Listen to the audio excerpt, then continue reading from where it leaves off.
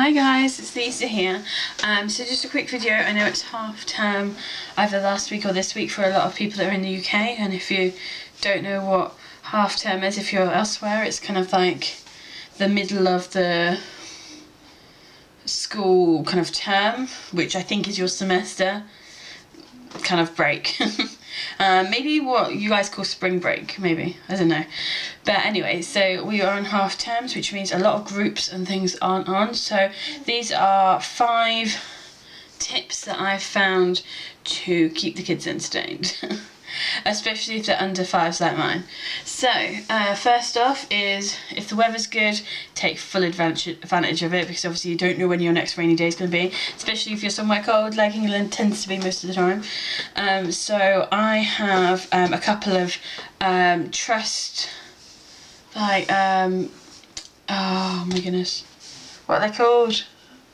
Like trust parks near me, so we can go there for an afternoon, and it's literally like a 20-minute walk, probably like 40 minutes with Willow. But they've got loads of parks and it's all free. You can just walk around, feed the ducks. The one near us actually does they give you free duck food to feed the ducks instead of bringing your own bread and stuff, because it's better for the ducks. They've got 2 massive big parks there, 3 actually, and they've got a massive big water sports centre. Not that...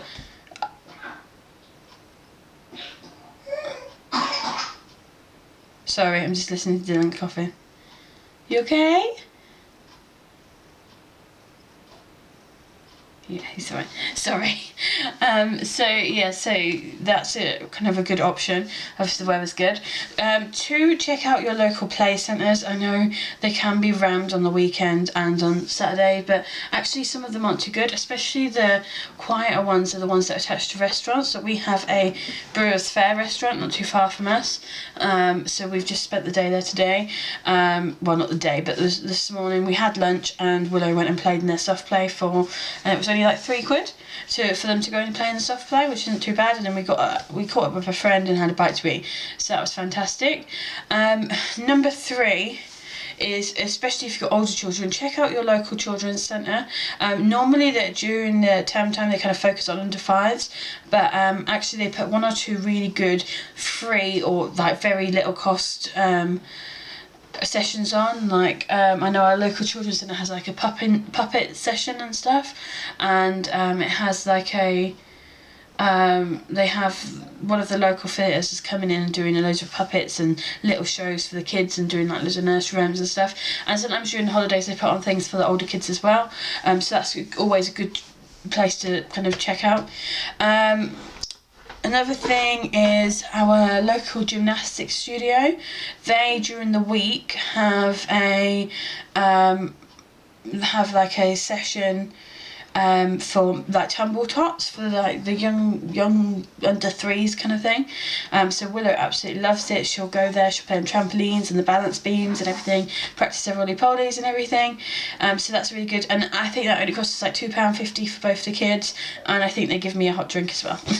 So that's again not too bad, but it's only on certain times, so obviously you just have to look at what's in your area.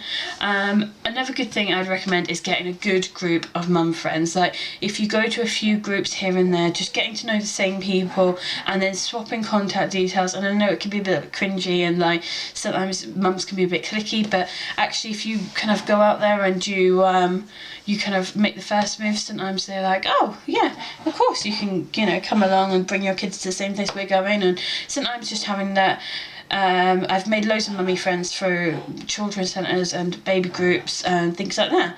And then the last thing is, if there isn't a lot of baby groups in your area for you and your children, maybe think about starting your own. Oh, Dylan's awake. Sometimes think of starting your own, because that can also kind of help, especially if you've got toys and resources, or even like start your own at your house. That's a bit daunting, but if you've got a good group of mummy friends and you're all struggling for the same thing, to try and find somewhere to go, then offer up your house for everyone to come over, or take it in turns and go to different people's houses. So that's another tip. So, hope you're having a happy holidays, and we'll see you again soon. Thanks, bye.